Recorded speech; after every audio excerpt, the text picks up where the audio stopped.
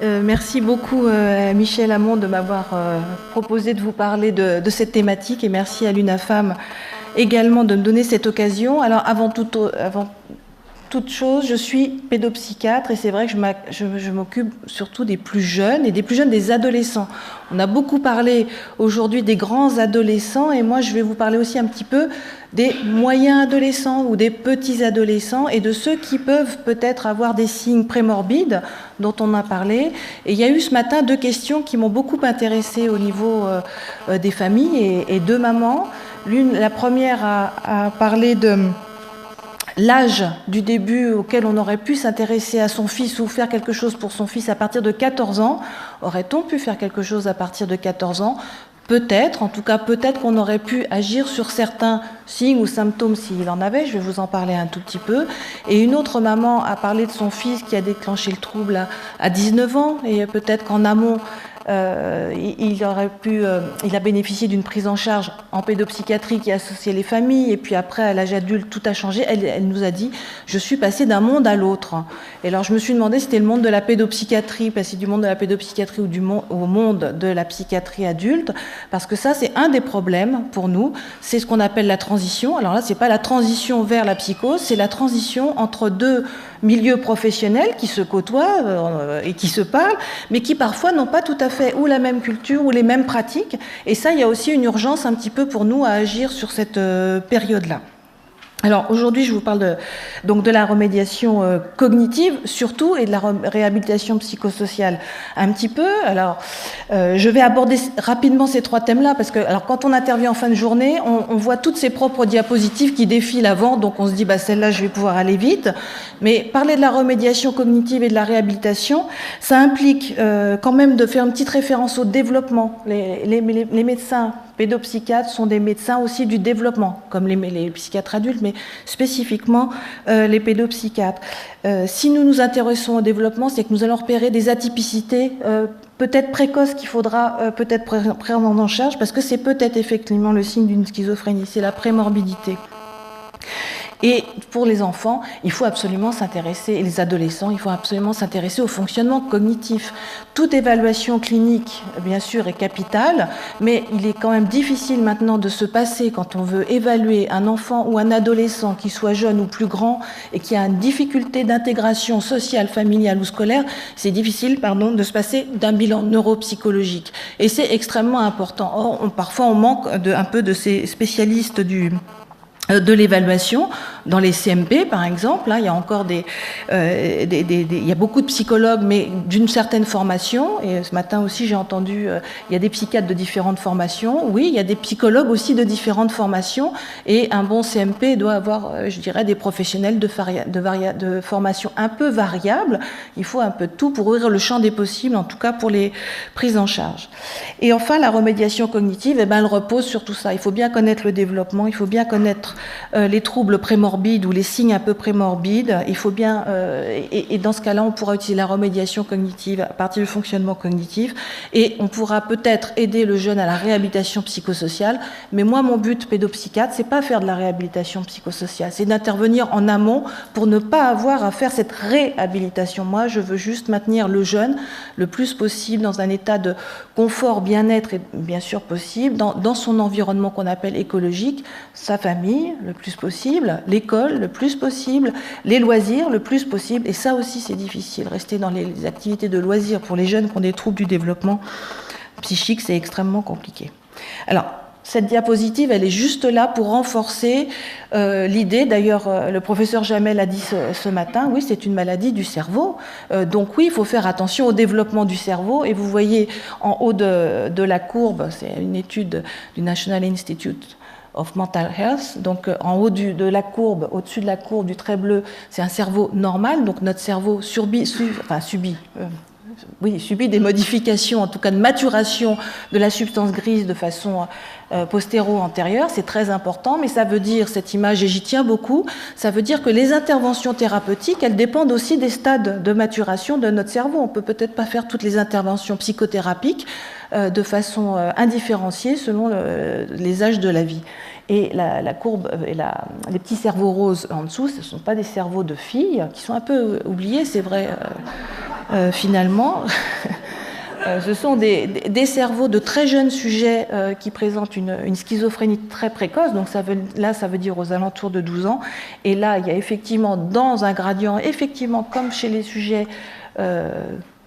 normotypique, on va dire. En tout cas, il y a un gradient postéro-antérograde aussi, avec une démyélinisation progressive, malheureusement, de certaines parties du cerveau et dont le lobe frontal. Et le lobe frontal, c'est une partie essentielle de notre fonctionnement cognitif. Je passe sur cette diapo-là, parce que celle-là, on l'a vue plusieurs fois, je crois, avec des noms différents d'auteurs parfois, mais c'est juste pour vous dire, bah oui, en tout cas, on peut peut-être intervenir en amont, ça c'est sûr. Bien sûr, les complications obstétricales, il faut les prévenir. Bien entendu, il faut intervenir sur le traumatisme dans l'enfance, de quelque nature qu'il soit physique, qu'il soit psychologique. Et c'est notre mission de nous occuper de ces enfants-là, parce que ça a un retentissement aussi sur le développement du fonctionnement cognitif.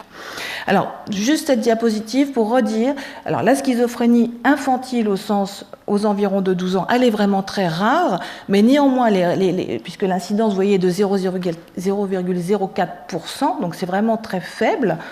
Néanmoins, c'est un peu un paradigme, à mon avis, d'un modèle de développement atypique et qui est altéré et qui va perdurer pendant toute la vie. Donc, en étudiant ces enfants-là qui ont une schizophrénie précoce, on peut imaginer comment, en amont de l'épisode psychotique aigu qu'ils connaîtront lors du premier épisode, comment intervenir. Et vous voyez que les études la montrent récemment, en tout cas, que ces sujets avec une schizophrénie très précoce ont des troubles du neurodéveloppement, ont des altérations génétiques ou à l'imagerie cérébrale de façon significative. Donc quand on voit des enfants ou des jeunes adolescents qui nous interrogent beaucoup, il faut faire des bilans neurodéveloppementaux au sens propre du terme et donc neurocognitifs. Il faut faire de la génétique, ça, on en a parlé ce matin, et faire de l'imagerie cérébrale éventuellement. Il y a de la prémorbidité, c'est peut-être là où on peut intervenir, où la remédiation cognitive va peut-être avoir un sens également, pas seulement après le premier épisode aigu, mais en aval, avant le premier épisode aigu. On sait que les enfants, les jeunes sujets avec schizophrénie ont des altérations dans de façon prémorbide dans certains domaines de leur développement. Ils peuvent avoir des altérations dans le domaine du langage, des altérations dans les domaines moteurs, il y a eu beaucoup d'écrits de littérature dessus, et des altérations dans les apprentissages scolaires. Donc il faut repérer tout ça précocement, parce que c'est peut-être les signes prémorbides aussi sur lesquels nous pourrions intervenir et en tout cas aider les enfants. Alors bien sûr, en pédopsychiatrie, on va intervenir, on va faire de l'orthophonie, de la psychomotricité, des psychothérapies, alors d'indications variables, je dirais, ou de type variable, mais que l'on va adapter vraiment au profil développemental des enfants. Ce que l'on sait aussi, c'est que finalement, c'est un challenge de prévoir pour la pédopsychiatrie les jeunes qui vont développer une schizophrénie. Et c'est pour ça qu'il y a des parents qui peuvent être désolés parce qu'ils l'ont dit, ils ont repéré des choses dans l'enfance et le pédopsychiatre ne l'a peut-être pas repéré, mais parce que c'est tellement aspécifique actuellement qu'on ne peut pas dire c'est un marqueur et c'est pas un marqueur cliniquement, on va faire quelque chose spécifiquement dans le champ de la schizophrénie. Parce que vous voyez, voilà ce qu'on peut observer dans les cas, dans des moments de rupture. Il faut s'inquiéter pour les enfants, en tout cas, qui ont un fonctionnement, on va dire, quasiment normal et qui d'un seul coup se mettent en grand retrait social, d'un seul coup ont des troubles du comportement perturbateurs, d'un seul coup ont des difficultés d'apprentissage scolaire majorées, des troubles de la parole et du langage et des retards cognitifs. Et bien ça, c'est tout le champ de la pédopsychiatrie. Donc, tous ces enfants que nous voyons en consultation et qui ont ces difficultés-là, on ne peut pas bien sûr dire « Ah ben il va être schizophrène », on ne peut bien sûr pas dire ça aux parents, mais en tout cas, on va s'intéresser à ces difficultés-là. Il a des difficultés du langage, alors on va l'aider au niveau du langage. On va faire de l'orthophonie, c'est très important. Alors, il y a une crise au niveau de l'orthophonie, je ne sais pas si vous savez actuellement, mais on est en grand désespoir actuellement dans les structures institutionnelles parce que les orthophonistes désertent le secteur sanitaire pour différentes raisons, en tout cas surtout parce qu'elles sont sous-payées à l'hôpital, alors que ce sont des professionnels très importants dans le développement de l'enfant. Pour ça, c'est un petit message à part. Et alors, concernant le fonctionnement cognitif des schizophrènes et puis des jeunes schizophrènes, et qui va être l'objet de la remédiation cognitive, on sait un certain nombre de choses. On sait par exemple, en tout cas, que on l'a dit déjà plusieurs fois dans la journée, les jeunes schizophrènes, enfin les sujets schizophrènes, ont des difficultés de socialisation. Et une des hypothèses, en tout cas dans le développement psychologique, c'est que les jeunes schizophrènes ont un déficit de la théorie de l'esprit. Alors le déficit de la théorie de l'esprit, c'est un nom un peu étrange, mais ça veut dire que ce sont des jeunes qui ont des difficultés à se représenter les pensées ou les émotions d'autrui. Donc c'est se mettre à la place d'eux et se représenter que l'autre est triste ou que l'autre est contrarié parce qu'on a fait telle chose ou parce qu'on a dit telle chose. Donc les jeunes schizophrènes ont cette difficulté de théorie de l'esprit, les jeunes autistes aussi, enfin les sujets avec autisme aussi a priori, mais aussi certaines personnes qui ont des retards mentaux simplement. Donc ce n'est pas spécifique, mais en tout cas quand on veut évaluer le fonctionnement cognitif d'un sujet où on se dit tiens il est un peu particulier dans son développement, je ne sais pas ce qu'il a exactement comme diagnostic, c'est pas un vrai, on va dire TDAH, un trouble déficit de l'attention avec hyperactivité, c'est pas vraiment un autisme, on va évaluer aussi cette dimension de la socialisation. Donc là je vous ai mis spécifiquement un test développé par Simon Baron-Cohen dans le champ de l'autisme, c'est Sally et Anne, et qui peut se passer très tôt chez les jeunes enfants, donc on peut repérer très tôt, chez les plus grands, on peut repérer avec des situations sociales, leur montrer des petits films ou des images. Je crois que c'est dans la batterie Clacos. Alors le nom est rigolo, Clacos, mais c'est comme ça qu'on le retient. Et en tout cas, cette batterie neuropsychologique évalue effectivement les capacités d'interprétation sociale de ces jeunes sujets. Elle a été développée entre autres entre plusieurs équipes de Lyon, de Tours et de Sainte-Anne pour évaluer les aspects sociaux de ces jeunes sujets. Ça fait partie de la remédiation cognitive. S'il y a une théorie de l'esprit altérée, on va proposer de la remédiation cognitive. L'autre domaine cognitif important, c'est nos fonctions exécutives et les fonctions ou les facteurs neurocognitifs au sens large.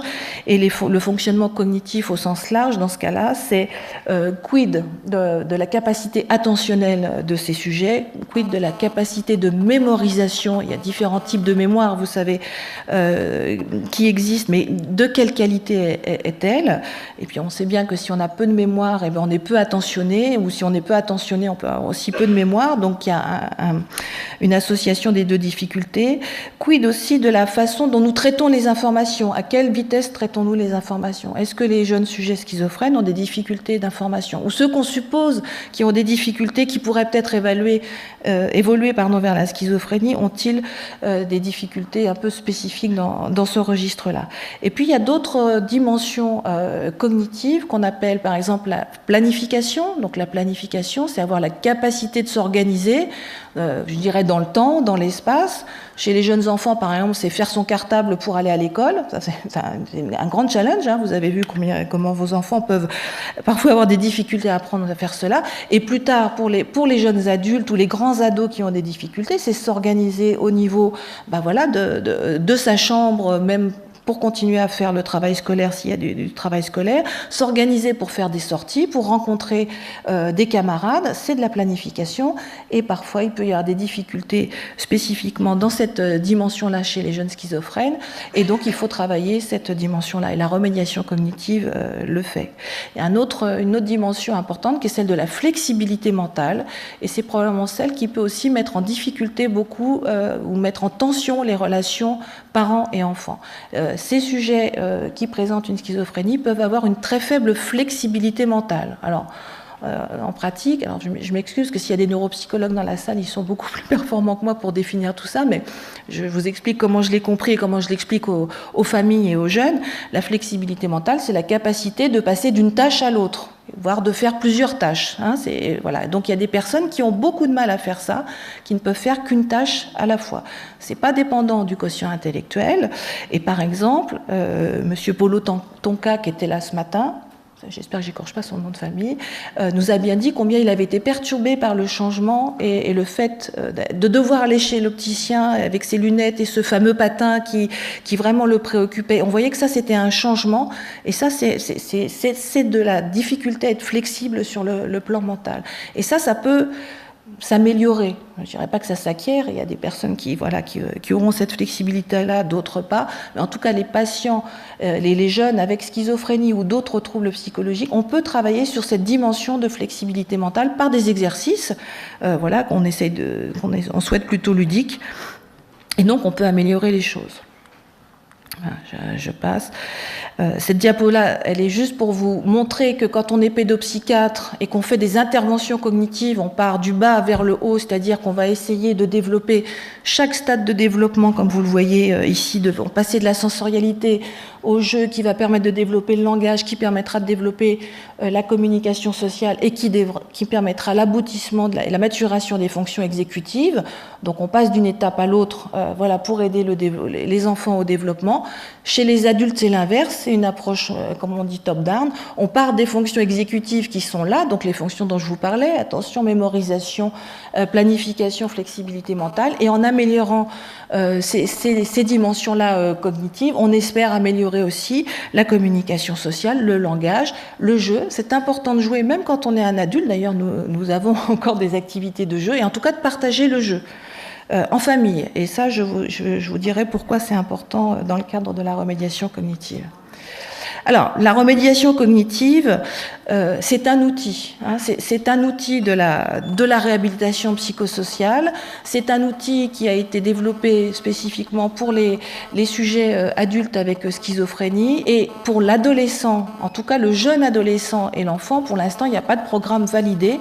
Et en tout cas, il faut adapter les programmes qui ont été étudiés et validés pour la schizophrénie de l'adulte. C'est un outil d'efficacité modeste, c'est ce que disent toutes les études. Il y a eu beaucoup d'études et une méta-analyse de Tillwykes en 2011 dit la taille d'effet est d'environ 0,50 au mieux, ou je crois que c'est 0,49 en moyenne sur l'ensemble des études qui ont été faites.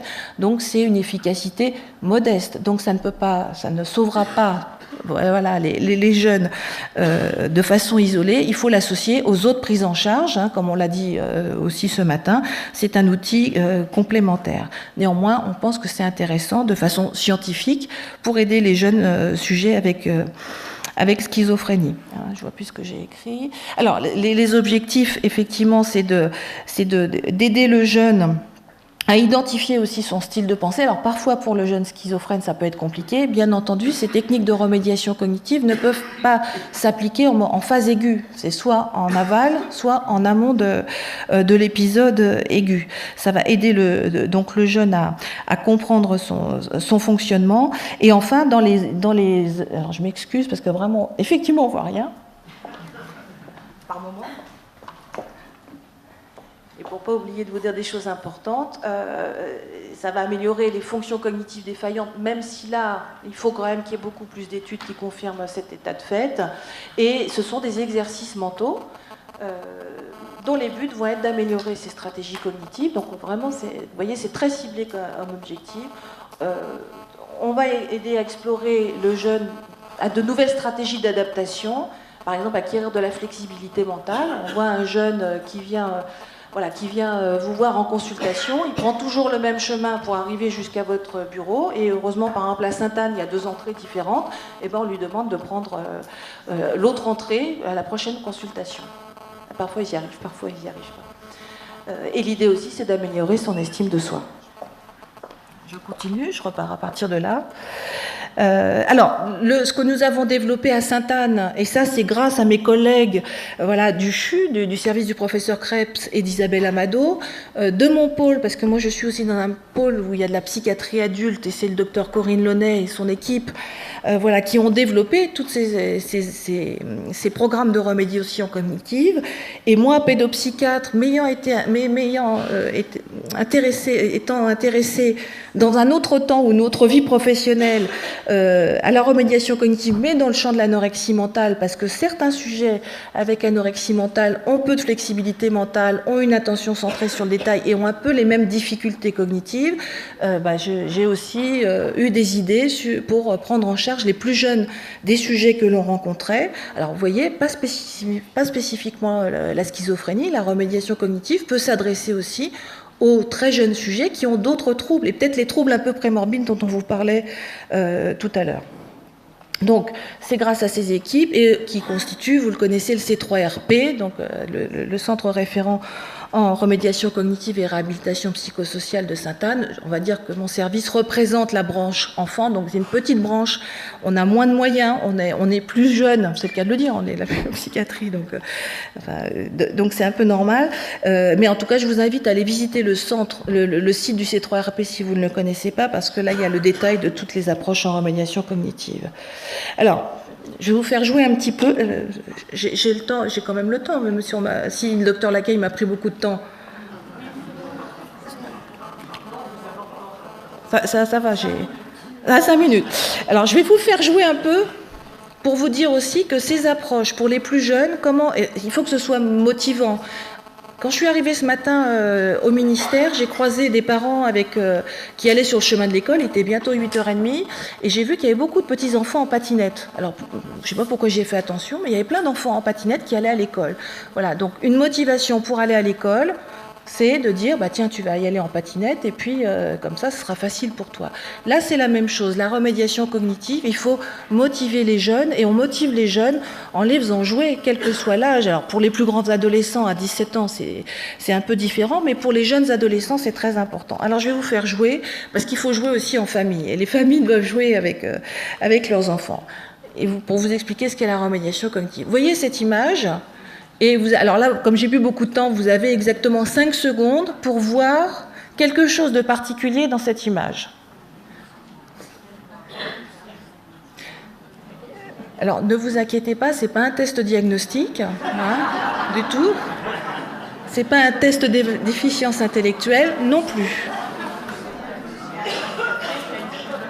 C'est juste pour que vous preniez conscience de comment vous traitez l'information et comment vous allez trouver ce que je vous dis qu'il faut trouver dans cette image. Parce que chacun aura des stratégies différentes. Alors, vous avez vu ? Bon, alors, voilà, c'est... Alors, il fallait voir qu'ici, il y a un visage. Ah, tout le monde ne l'a pas vu. Alors, ça veut dire, et c'est juste pour vous dire... Alors, mais rassurez-vous, que vous l'ayez vu ou pas vu, aucune importance, c'est normal. Simplement, vous avez traité l'information de façon différente. Il y a certains d'entre vous qui sont plutôt centrés sur le détail et qui peut-être l'ont vu très rapidement, parce qu'ils ont vite regardé le détail, les petits grains de café. Et puis, il y en a d'autres qui ont une vision plus globale, qui ont regardé d'abord l'entièreté de l'image, et puis après qui ont, décodé un peu l'image, et donc vous n'avez peut-être pas eu le temps de le faire parce que je ne vous ai pas laissé beaucoup le temps. Donc, vous voyez, des stratégies différentes. Bon, donc là, vous voyez, on a passé un petit moment sympa. En tout cas, utiliser des outils comme ça, c'est un outil ludique, avec des jeunes qui ont des difficultés, qui ont un impact, mais c'est ludique, et bien ça peut être très intéressant. Et la remédiation cognitive, c'est aussi jouer en famille. Et vraiment, je vous incite, parce que je vous ai dit, la remédiation cognitive va porter sur la planification, sur la mémorisation, l'attention, et ces jeux de société. Alors bien sûr, on peut faire des jeux informatiques, mais certains jeux informatiques sont intéressants aussi, je vais vous en parler. Mais les jeux de société ont un intérêt. Par exemple, ils sont tous en vente chez Toys R Us. C'est pas des sites spécifiques. Je fais de la pub pour Toys, mais c'est pas eux qui me les ont donnés. Ce test-là, c'est un jeu vraiment pour les enfants. C'est une sorte de test de Stroop, qui évalue la flexibilité mentale. C'est-à-dire qu'il y a un mot qui est écrit il y a un mot qui est écrit en orange. Et en fait, alors attendez, il faut bien que je vous le décrive. Vous savez, j'ai pas de très. La fin de la journée fait que j'ai plus de flexibilité mentale. Il y a un mot écrit. Par exemple, il y a écrit bleu, mais le mot bleu est écrit orange. Et donc, on vous demande soit quel est le mot écrit, soit quelle est la couleur du mot. Et ça, vous voyez, ça fait faire un exercice important. Donc ça, un autre jeu qui est très connu, c'est celui-là. Vous avez peut-être des enfants, les petits-enfants, c'est Rush Hour, c'est faire bouger des petites voitures pour les faire sortir d'un embouteillage. C'est de la planification, c'est de l'organisation, donc ça aide au développement. Ça, c'est les outils youth-friendly et family-friendly, parce qu'effectivement, il faut faire des choses sympas pour les enfants, les adolescents, et sympas pour les familles, quoi. Déjà, venir effectivement à l'hôpital psychiatrique, je suis d'accord, c'est pas, en tout cas nous au centre hospitalier Sainte-Anne, ça reste encore faire venir les familles avec leurs enfants adolescents à Sainte-Anne. Alors il y en a qui viennent, hein, heureusement, sinon les consultations n'existeraient plus. Mais heureusement qu'il y a les sites internet où ils peuvent voir un peu les lieux de façon détaillée, mais c'est compliqué, ça reste encore très connoté. Bon, alors il faut que j'accélère.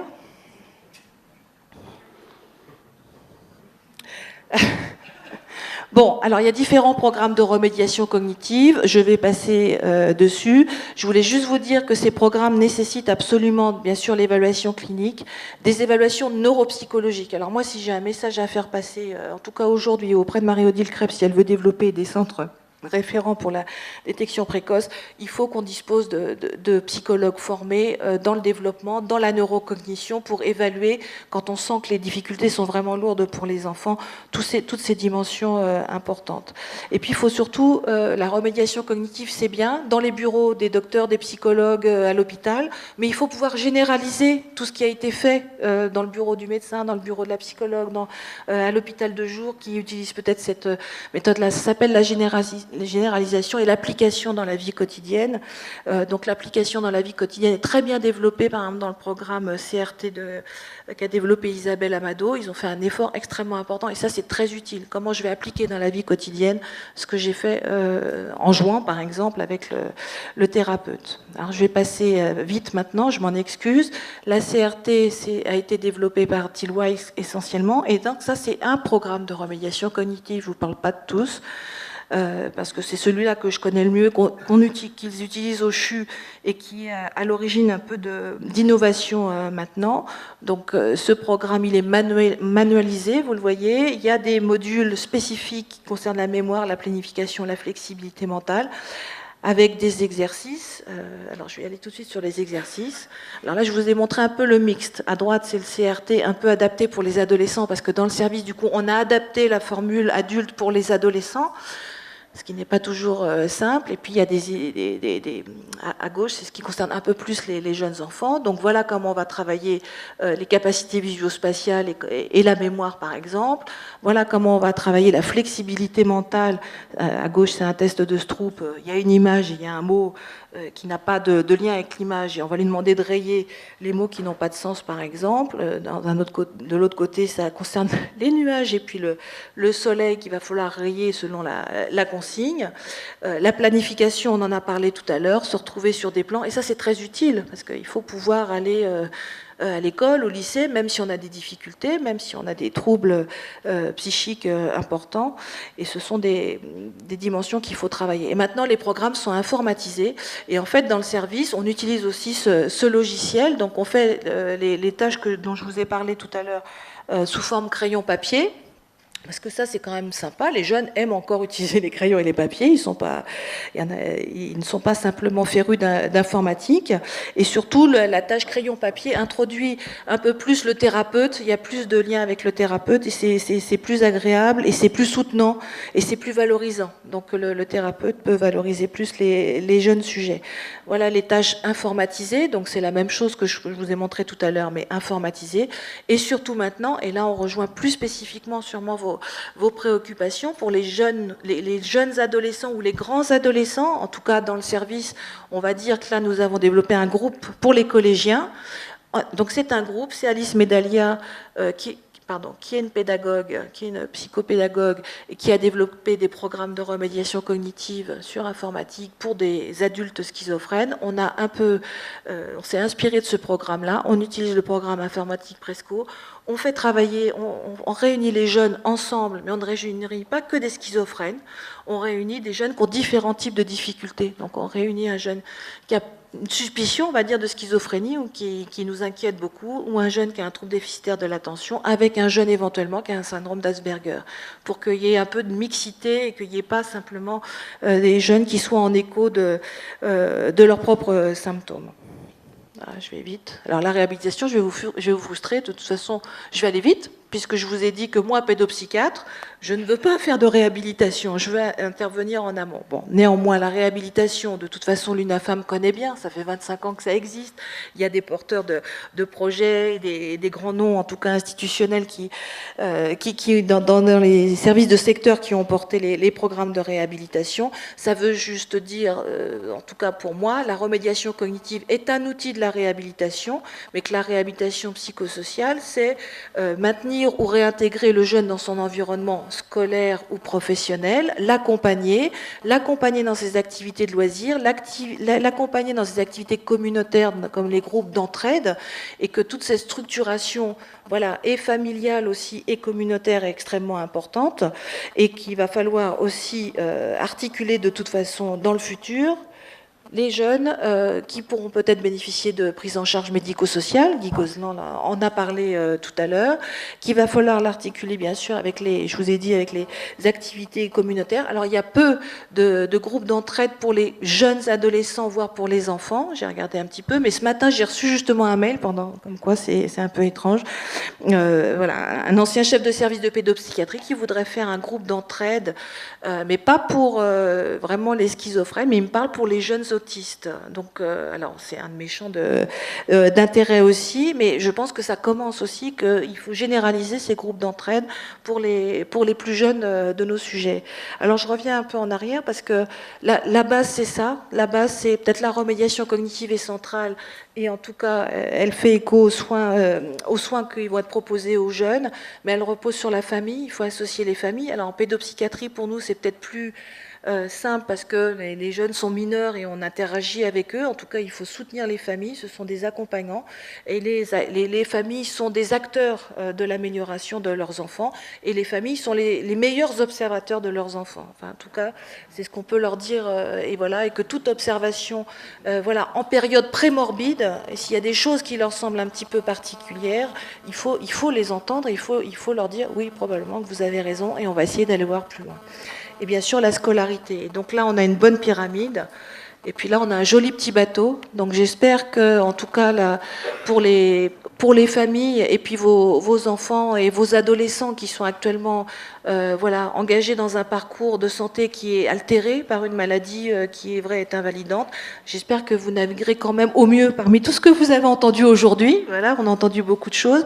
Et avoir beaucoup d'espoir, parce que oui, il y a des facteurs de risque, mais oui, il y a des facteurs de protection. Et les familles sont des facteurs de protection. Et même si la maladie est déclarée, vous êtes des protecteurs du développement de votre adolescent et de votre futur adulte. Voilà, j'ai fini.